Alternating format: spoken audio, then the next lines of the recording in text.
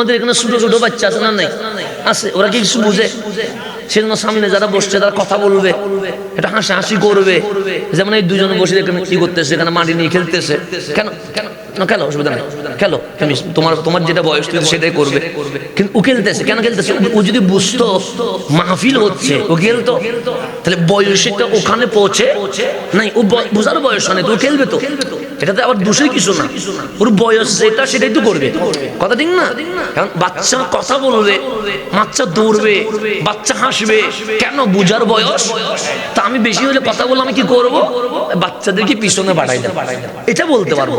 কিন্তু আমি ওকে থাপড়াইতে পারবো না, কেন? ওর বয়স এটা হয় নাই, ওর মাহফিল বুঝার বয়স হয় নাই।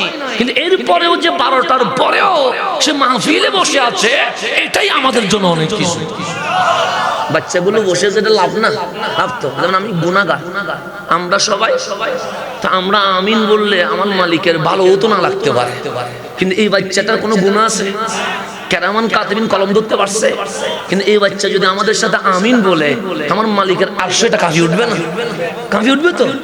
এই বাচ্চা যখন আমিন বলবে, আমার মালিক বলবে তোদের গুনার কারণে আমি মোনাজাত শুনতে চাই নাই, কিন্তু এই মাসুম বাচ্চাগুলো যখন আমিন বলছে, ওদের সদকায় তোদের মোনাজাত কবুল হয়ে গেছে।